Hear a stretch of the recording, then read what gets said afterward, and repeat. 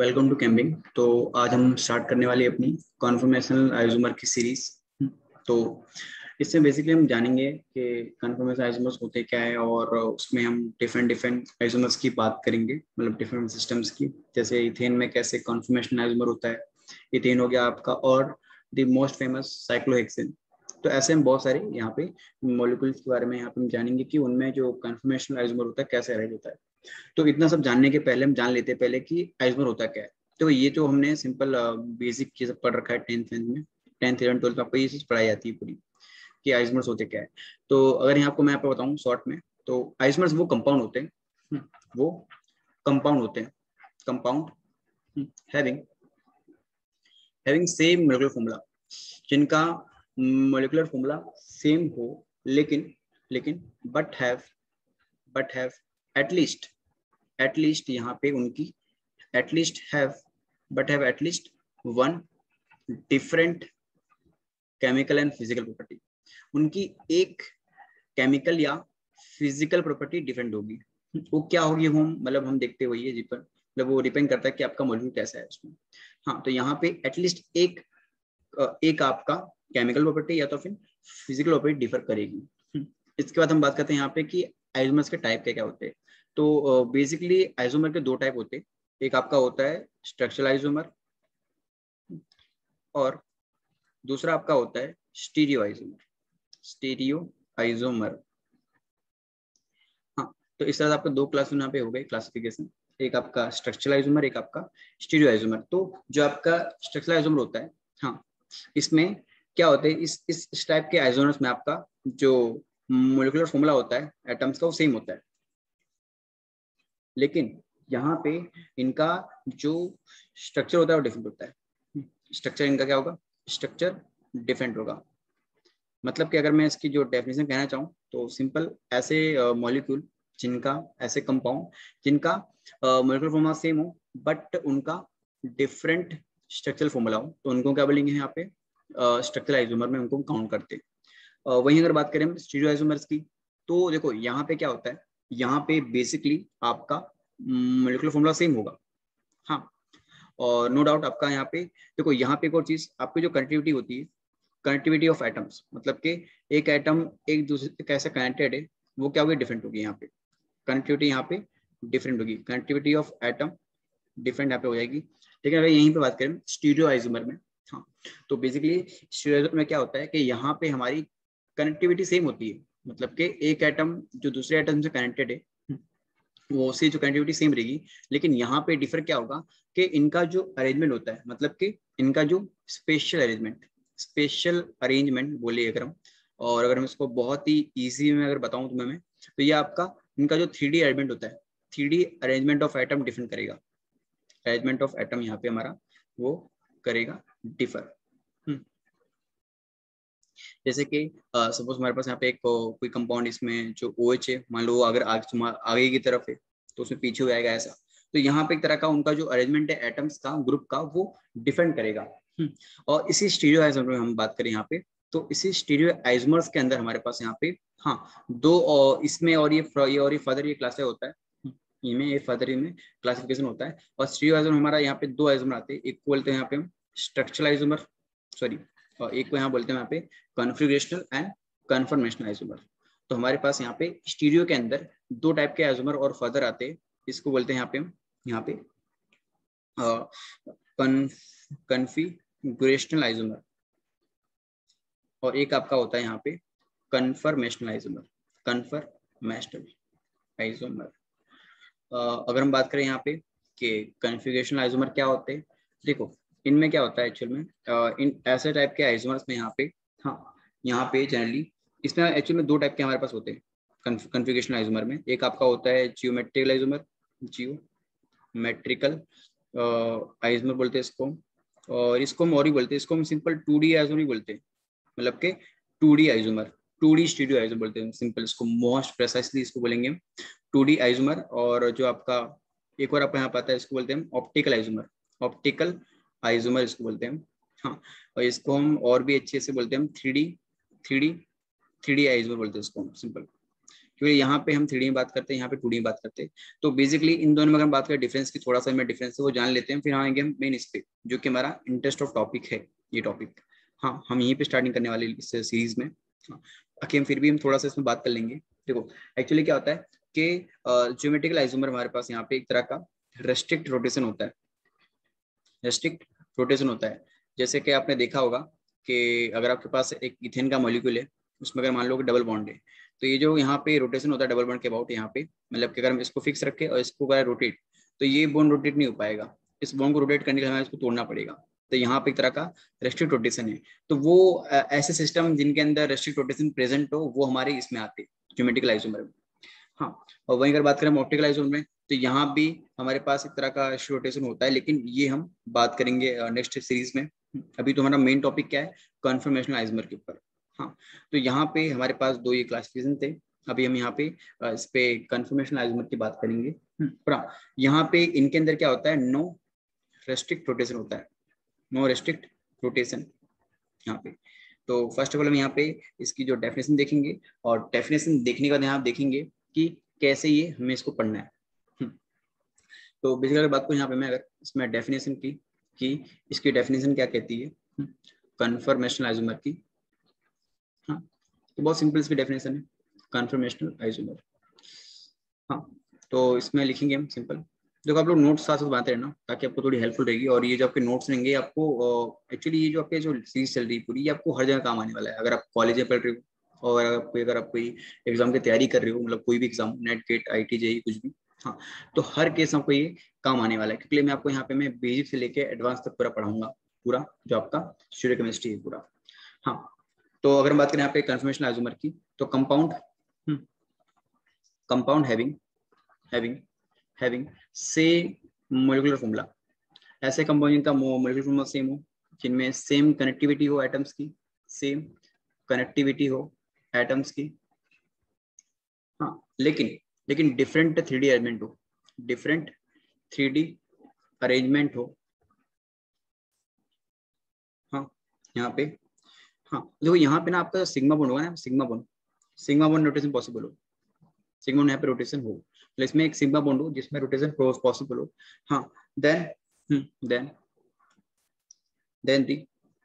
different conformational isomer are formed, then different conformation masons are form which is known as conformational isomer। तो ये हमारे क्या होते हैं, कन्फर्मेशनल आइसोमर होते हैं। तो मैं यहाँ पे सिंपल देखो, और एक और चीज यहाँ पे हमें जानना चाहिए, हमें यहाँ पे मैं बताना चाहता हूँ कि जो आपके कन्फर्मेशनल आइसोमर होते हैं ना, इनको हम जनरली हम यहाँ पे कन्फर्मेशनल आइसोमर को हम जनरली हम न्यूमैन प्रोजेक्शन में मतलब यहाँ पे इसको स्टडी करते हैं। हाँ, are mostly studied in Newman projection. इसलिए यहाँ पे इस सिस्टम में मतलब इसमें इसको स्टडी करना इजी हो जाता है। मतलब अगर आप यहाँ पे सोर्स दो, थोड़ा डिफिकल्टी वहाँ पे आती है।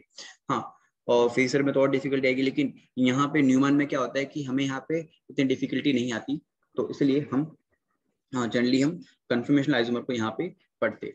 तो देखो इतना आपका हो गया सिंपल डेफिनेशन, लेकिन अभी तक आपको जो एक्चुअल आइडिया अभी आपको आया नहीं होगा, तो हम यहाँ पे थोड़ा सा लेते हैं आइडिया कि ये कैसे काम करता है। जैसे अगर मैं बात करूँ यहाँ पे कन्फर्मेशन ऑफ इथेन की अगर बात करूँ यहाँ पे मैं, हाँ, इथेन में कैसे यहाँ पे कन्फर्मेशन अराइज होता है। हाँ, तो क्या करना आप यहाँ पे थोड़ा यहाँ पे आप अगर लिख रहे हो आप तो थोड़ा रुक जाना, और मैं जैसे बता रहा हूँ उसको पहले समझो, फिर बाद में फिर लिखने बैठना। देखो हमारे पास ये मान लो इथेन का मॉलिक्यूल है C, यहाँ पे H, यहाँ पे H, यहाँ पे H, यहाँ पे H, यहाँ पे H, यहाँ पे H, ऐसा। देखो अगर मैं यहाँ पे देखूँ ना, ये आपका सिग्मा बॉन्ड है, सही है। तो हमने पढ़ रखा है कि सिग्मा बॉन्ड के अबाउट जो रोटेशन होता है पॉसिबल होता है। मतलब कि क्या होगा कि ये बॉन्ड हम यहाँ से मतलब अगर हम इसको फिक्स रखें इस कार्बन को, तो ये बॉन्ड यहाँ पे रोटेट हो सकता है। तो सपोज मैं इसको 1 बोल लेता हूँ, इसको 2 बोल लेता हूँ, यहाँ पे इसको 1 इसको 2, और मान लो कि आपका जो 1 है उसको बोलते हैं यहाँ पे मैं आपका मान लो ये आपका यहाँ पे फ्रंट कार्बन है, फ्रंट कार्बन। जो आपका यहाँ पे 2 है उसको मानते हैं यहाँ पे उसको, वो आपका मान लो रियर कार्बन है, रियर कार्बन। तो अगर मैं इसको देखूं सामने से, जो कि आपने पढ़ा होगा, मतलब न्यूमैन प्रोड्यूसिंग, मतलब अगर आप नहीं पढ़ा तो आप उसके वीडियोस देख सकते हो। हाँ, तो अगर मैं इसको देखूं सामने की तरफ से, तो यहाँ पे मैं अगर इसको लिखूं न्यूमैन प्रोडक्शन, तो यहाँ पे हमारे पास देखो न्यूमैन प्रोडक्शन लिखने को लिख देंगे हम, लेकिन हमें यहाँ पे दो स्पेशल आपके पास कंफर्मेशन होते हैं, हाँ, उसको पढ़ेंगे हम।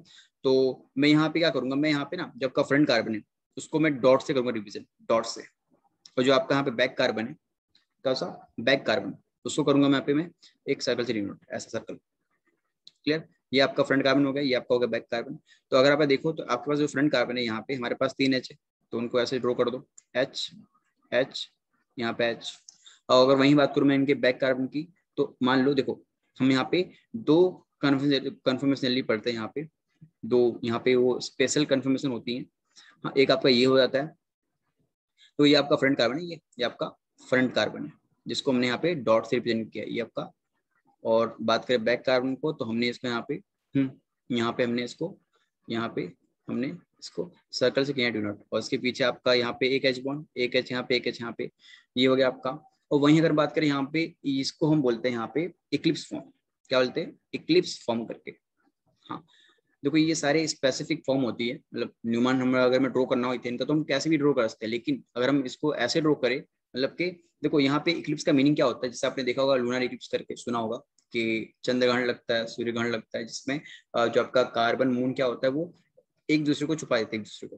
तो इक्लिप्स मीन के छुपना होता है, जैसे कि आपको देखो अगर यहाँ पे, तो आपका जो ये फ्रंट वाला है, ये कार्बन, ये आपका जो बॉन्ड है, ये वाला बॉन्ड, ये वाला बॉन्ड पीछे वाले बॉन्ड को छुपा रहा है। अगर इसको देखो ध्यान से, ये वाला बॉन्ड इसको छुपा रहा है, यहाँ मैंने बनाने के लिए ऐसा बनाया, लेकिन ये वाला जो बॉन्ड है ये इसको छुपा दे रहा है, मतलब कि ये इसको ढक दे रहा है। इक्लिप्स में ढकना होता है, सिंपल याद रखो। तो यहाँ पे हमारे पास एक ही फॉर्म आती है। और वहीं अगर बात करूँ यहाँ पे मैं, तो हमारे पास एक और स्पेसिफिक फॉर्म होती है।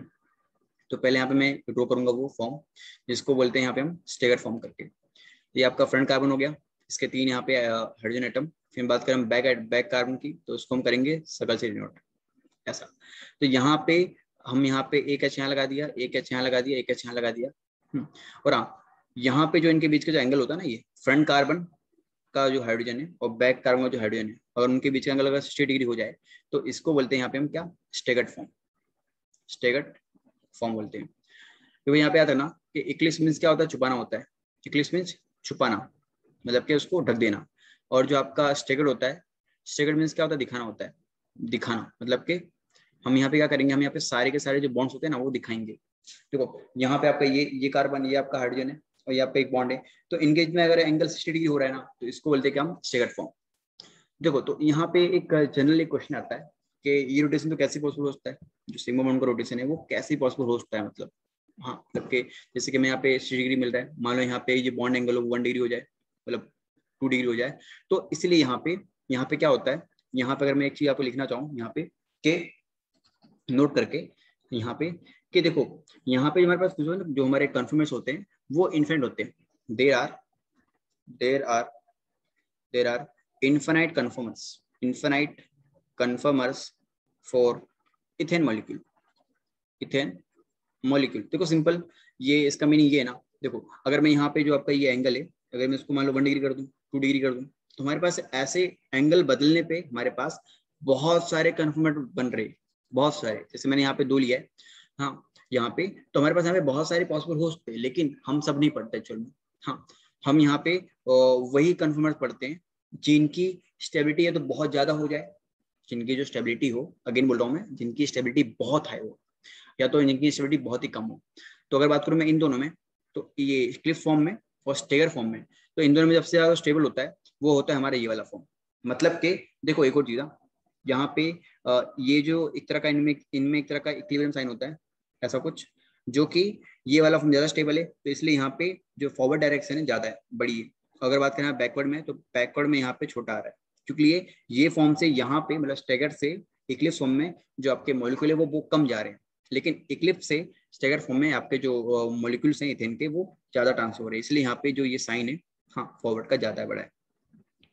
हाँ, अब देखो यहाँ पे इतनी चीज होगी हमारी, तो अभी एक और क्वेश्चन उठना चाहिए दिमाग में हमारे, मतलब जनरल क्वेश्चन उठता है कि ये तो फॉर्म तो आ गई, लेकिन अगर मान लो यहाँ पे एंगल 30 डिग्री हो जाए, मतलब ये जो एंगल हो बॉन्ड एंगल, ये इनके बीच का, ये हाइड्रोजन का, ये अगर 30 हो जाए तो क्या बोलेंगे उनको, 40 हो जाए तो क्या बोलेंगे, हाँ, तो एक क्वेश्चन रहता है हमारा, तो यहाँ पे हम वो एक लाइन ले देंगे यहाँ पे के यहाँ पे के यहाँ पे theta between theta between 0 to 60 degree 0 to 60 degree, हाँ 60 degree are known as skew form. मतलब कि इन दोनों को छोड़ के यहाँ पे इन दोनों फॉर्म को छोड़ के, मतलब कि अगर आपका एंगल हो वो 0 से 60 के बीच में आ जाए, जैसे कि अगर यहाँ पे मान लो 45 आ जाए 30 आ जाए, तो उन सारे फॉर्म को क्या बोलते हैं हम यहाँ पे स्क्यू फॉर्म बोलते हैं। बेसिकली इन दोनों को हम क्यों पढ़ते हैं, क्योंकि इनमें ये ज्यादा ये आपका ज्यादा हाईली स्टेबल है, ये आपका हाईली स्टेबल होता है, और जो आपका ये वाला होता है ये होता है ये बहुत ही लो स्टेबल होता है। इसकी जो स्टेबिलिटी कितनी बहुत स्लो होती है, बहुत ही लो होता है स्टेबल ये। हाँ, इसके पीछे रीजन हम बात करेंगे भी यहाँ पे आगे कि क्यों ये बहुत ही कम स्टेबल होता है इक्लिप्स फॉर्म, और जो आपका स्टेगर फॉर्म होता है ये बहुत ही हाईली स्टेबल होता है। हाँ, तो यहाँ पे हम थोड़े से कुछ लिखेंगे पॉइंट्स थोड़े से यहाँ पे स्टेगर फॉर्म के बारे में, फिर हम आगे बढ़ेंगे। तो अगर मैं यहाँ बताऊँ आपको कुछ इंपॉर्टेंट नोट्स हम यहाँ पे लिखेंगे थोड़ा सा इस फॉर्म के ऊपर। देखो इसके पहले हमने यहाँ पे 2 नोट लिख दिया, 2 नोट यहाँ पे कि आपका जो देयर आर इन्फिनिट कन्फर्मर्स होते हैं सबके, हर टाइप के अगर कितने भी टाइप के मॉलिक्यूल हो, हाँ, तो उसके अंदर इन्फिनिट नंबर ऑफ कन्फर्मर्स होते हैं। ये आपका ये हो गया। सेकंड फॉर्म ने यहाँ पे देखा हमने यहाँ पे कि जो आपका अगर एंगल 0 से 60 बीच में हो तो उसको बोलते हैं स्क्यू फॉर्म बोलेंगे यहाँ पे। हाँ, अब देखो यहाँ पे आते हैं, कुछ नोट लिखेंगे यहाँ पे कि देखो ऑल कन्फर्मर आर आइडेंटिकल। देखो यहाँ पे जितने भी कन्फर्मर आपके होंगे वो सारे क्या होंगे, आइडेंटिकल होंगे, आइडेंटिकल एंड आर नॉन आइसोलेबल। मतलब कि इन ये सारे जो आपके होंगे कन्फर्मर्स ये काफी हद तक सेम होंगे, सिमिलर, और इनको आपको अगर आपको सेपरेट करना हो ना तो ये पॉसिबल नहीं हो पाएगा। हाँ, क्योंकि इनके जो बीच का एनर्जी डिफरेंस होता है बहुत छोटा होता है, बहुत कम होता है, मतलब कि इनको सेपरेट करना पॉसिबल नहीं हो पाएगा हमारे लिए यहाँ पे। और यहाँ पे एक और चीज के सिंस हमें पता है, since there are infinite number of conformers. हाँ, हमारे पास यहाँ पे इनफाइनाइट नंबर्स ऑफ कन्फर्मर्स होते हैं फॉर एनी मॉलिक्यूल, हाँ any molecule, but we study only those conformer of that molecule which has higher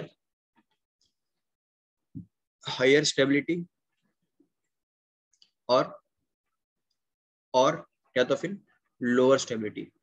हम वही कन्फर्मर पढ़ते हैं जिनकी जो स्टेबिलिटी होती है या तो बहुत ज्यादा हो जाए या तो बहुत कम हो जाए। जैसे कि अगर हम यहाँ पे सिंपल मैं यहाँ पे ग्राफ ड्रॉ कर रहा हूँ जिसको हम बोलते हैं पोटेंशियल एनर्जी ग्राफ। तो यहाँ पे हम क्या करते हैं, हम यहाँ पे ग्राफ लोड करते हैं कोई पर्टिकुलर मॉलिक्यूल के लिए यहाँ पे। तो हमें यहाँ पे जो ये जो कर्व मिलता है ना, कर्व, देखो यहाँ पे कर्व में हर एक जो पॉइंट है आपका ये कोई ना कोई कन्फर्मर को शो कर रहा है। जो आपका ये मैक्सिमम पॉइंट है, मैक्सिमम ये में जो आपके मैक्सिमम पॉइंट है, हाँ, इस मैक्सिमम पॉइंट को रिप्रेजेंट करने वाले हम मैक्सिमम पॉइंट को रिप्रेजेंट करने वाले कन्फर्मर को पढ़ते जनरली हम। और आपका जो मिनिमम पॉइंट होता है, हाँ, जो कि देखो ये आपका हाईली स्टेबल होगा, ये आपका हाईली, इसकी एनर्जी यहाँ पे ज्यादा है तो ये क्या होगा आपका, ये आपका हाईली अनस्टेबल होगा, इसकी जो ये हाईली अनस्टेबल होगा। तो ये पढ़ेंगे हम, या तो हम यहाँ पे पढ़ेंगे मिनिमम वाले जिनकी जो हाईली स्टेबिलिटी होगी।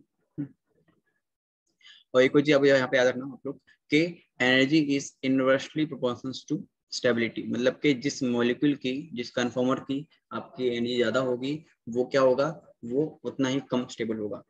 हाँ, फिर यहाँ पे हम और भी कुछ पॉइंट लिखेंगे यहाँ पे कि यहाँ पे वी कैन नॉट आइसोलेट, हम यहाँ पे कन्फर्मर्स को आइसोलेट नहीं कर सकते।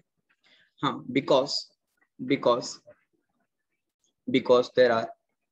there are in continuous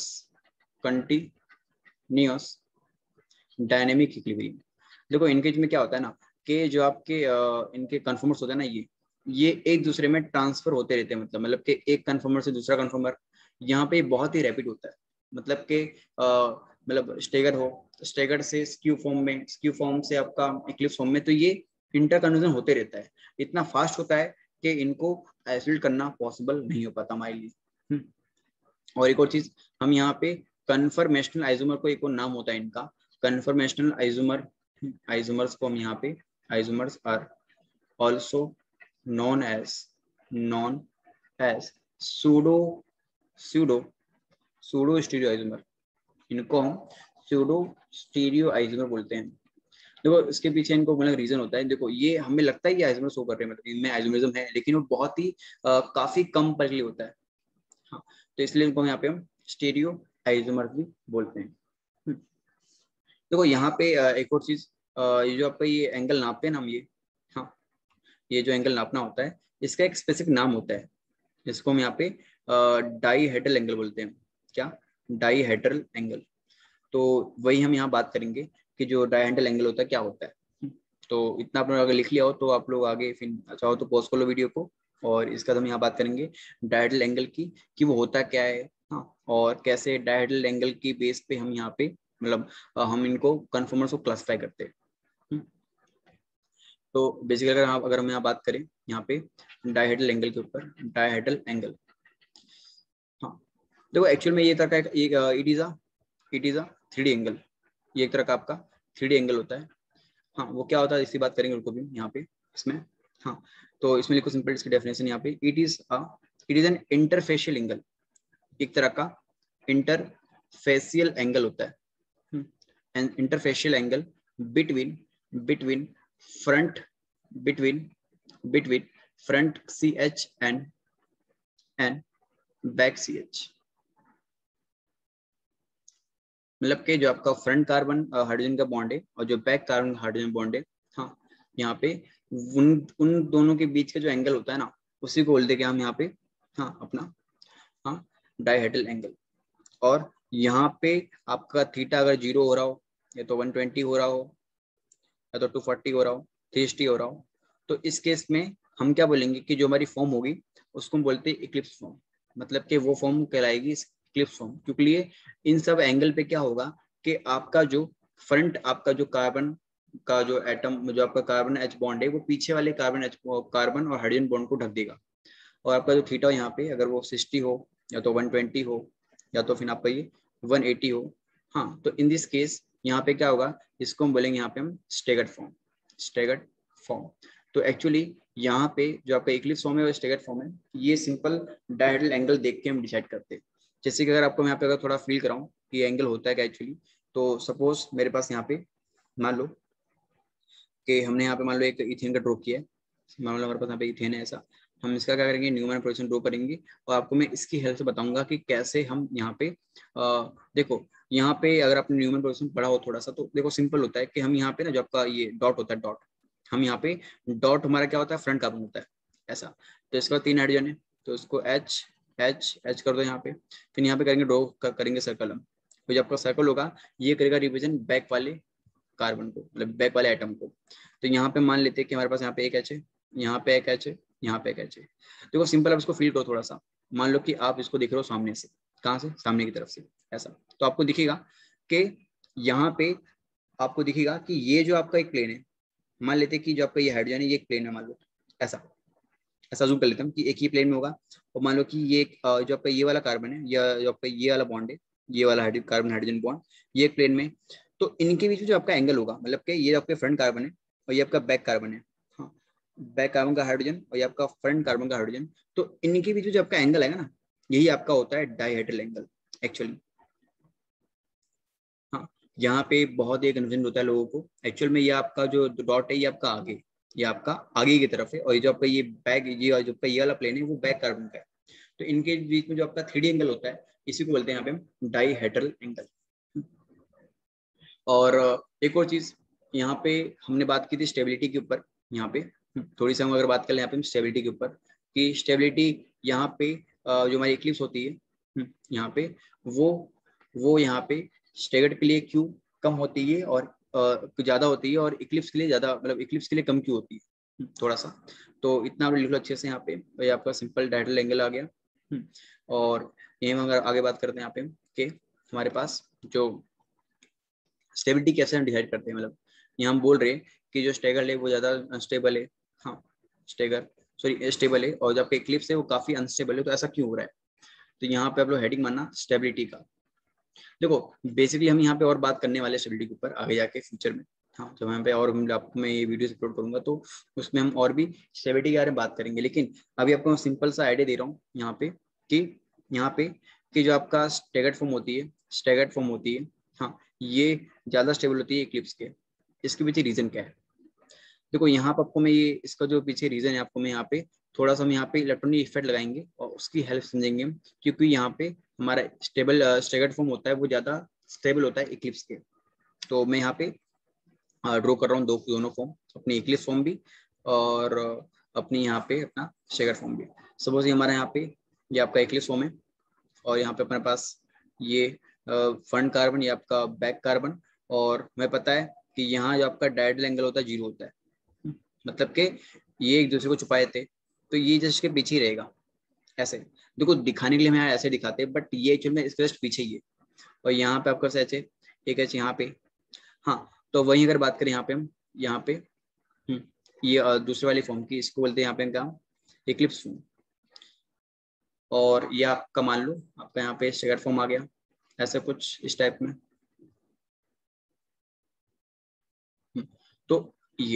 तो यहाँ पे हमें पता है सिंपल, हमने देखा कि जो आपकी इक्लिप्स फॉर्म स्टैगर्ड फॉर्म है ज्यादा स्टेबल होती है, या फिर क्या है स्टैगर्ड फॉर्म है।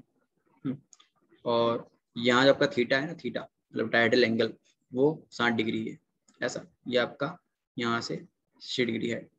देखो इसकी जो स्टेबिलिटी होती है ना, वो अगर मैं समझना हूँ तो एक्चुअल में यहाँ पे एक तरह का एंगल स्ट्रेन होता है, यहाँ पे एक तरह का हमारे पास यहाँ पे देखो, तो ये आपका ये बॉन्ड है आपका, यहाँ पे आपके पास सिग्मा बॉन्ड है, तो इसमें इलेक्ट्रॉन होंगे, और इसी में आपके इसके जो पीछे जो हाइड्रोजन है इसमें भी यहाँ पे सिग्मा इलेक्ट्रॉन होंगे। यहाँ पे हमारे पास यहाँ पे सिग्मा इलेक्ट्रॉन है, तो यहाँ पे क्या होता है, due to presence of sigma repulsion, दिख रहा है सिग्मा रिपल्सन। ये आपका सिग्मा पे, यहाँ पे सिग्मा पैर है, सिग्मा ही है, और पीछे भी सिग्मा बॉन्ड है आपका। तो इसके जो इलेक्ट्रॉन्स है वो पीछे वाले बॉन्ड में जो इलेक्ट्रॉन्स है उनको रिपल करते हैं। Due to presence of sigma repulsion there is increase in energy, there is increase in energy, increase in energy of eclipse form, so it is unstable। तो ये क्या होगा हमारा, ये हमारा एक तरह का अनस्टेबल होगा, हाँ यहाँ पे।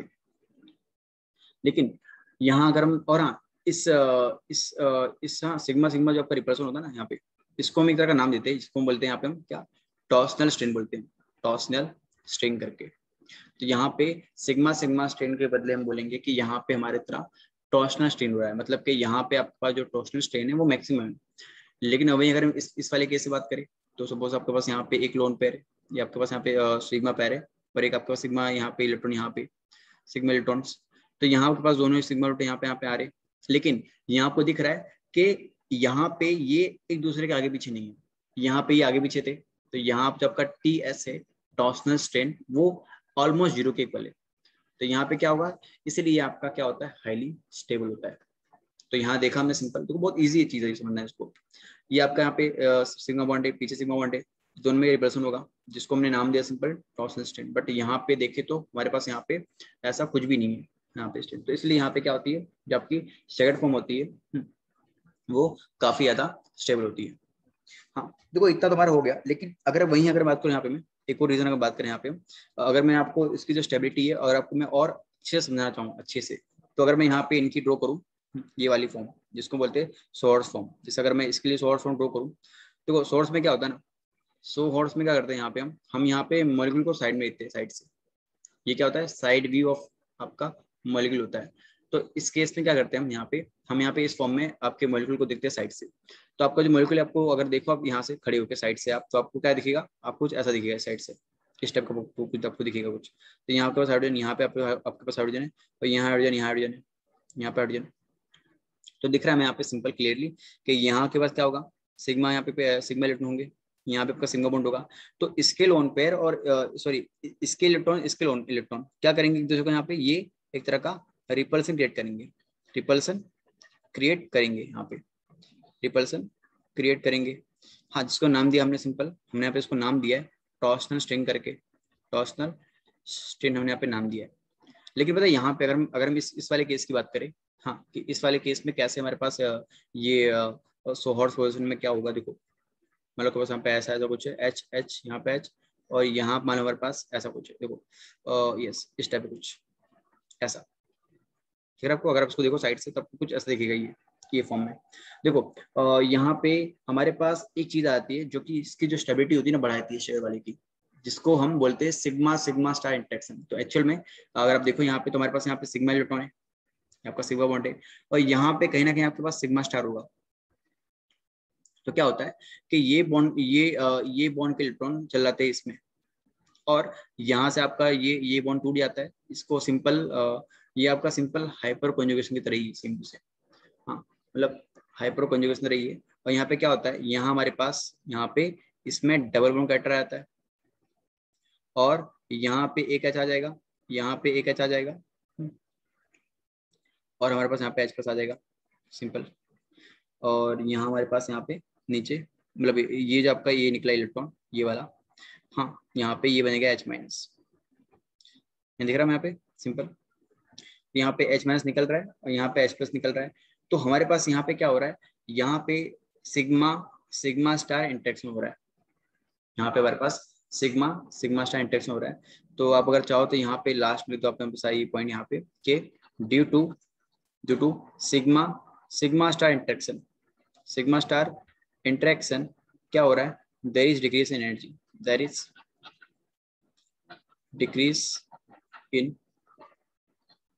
Energy, there is decrease in energy, हाँ एनर्जी हेंस हमारे पास यहाँ पे स्टेगर्ड फॉर्म इज स्टेबल। बस इतना बोल देना सिंपल, अच्छे से नोट्स बना के अपने। तो अभी तक हमने यहाँ बात कर ली सिंपल के जो स्टेबिलिटी होती है वो कैसे यहाँ पे मैटर करती है, कैसे हम यहाँ पे हमने स्टेबिलिटी के बारे में बात किया थोड़ा सा। हाँ देखो ये चीज आपके स्टेबिलिटी टॉपिक है, हम आगे पढ़ेंगे आके, बट आपको सिंपल मैंने आपको यहाँ पे ये बताया है कि कैसे कन्फर्म स्टेबल होते हैं, मतलब कैसे इनमें स्टेबिलिटी हम देखते हैं। और यहाँ पे हमने देखा कि डायरेक्ट एंगल क्या होता है, हाँ बट फिर भी इसको आगे देखेंगे यहाँ पे और थोड़ा सा अच्छे से। और ये स्टेबिलिटी कैसे हम मतलब यहाँ मैटर करती है पूरा। हाँ तो ये हमारा हो गया।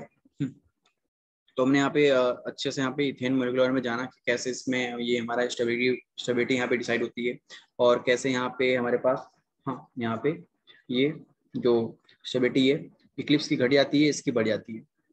अब यहाँ पे हम क्या करेंगे, यहाँ पे थोड़ा सा हम लास्ट पे देख लेते हैं आज के लिए खाली बस ना। हम यहाँ पे सिंपल इनका एनर्जी प्रोफाइल डायग्राम देख लेते हैं, एनर्जी प्रोफाइल डायग्राम। तो अगर हम बात करें यहाँ पे एनर्जी प्रोफाइल डायग्राम की, देखो तो जो आपका एनर्जी प्रोफाइल डायग्राम होता है ये क्या होता है, ये आपका डायहेड्रल एंगल, डायहेड्रल एंगल और पोटेंशियल एनर्जी के बीच का ग्राफ होता है बेसिकली ये। और मैं यहाँ पे सिंपल एक बेसलाइन ड्रॉ कर रहा हूँ ऐसे। देखो आपका कोई भी अगर आपका मॉलिक्यूल है ना, तो उसके पास इनिशियली कुछ तो कुछ पोटेंशियल एनर्जी तो होती होता है। तो यहाँ पे हम क्या करेंगे, ये आपका 0 डिग्री 60 डिग्री 120 180 और यहाँ आपके पास थीटा ऐसे भी बढ़ रहा है आगे, ये आपका यहाँ पे पोटेंशियल एनर्जी बढ़ रही है। तो क्या होता है कि हमें यहाँ पे ना इसके लिए हमें यहाँ पे इथेन के लिए ये ऐसा कुछ कर्व मिलता है, कुछ इस टाइप का ऐसा कुछ। ये सारे जो कर्व्स है, सिंपल 2 मिनट है, ये थोड़ा सा गलत हो गया।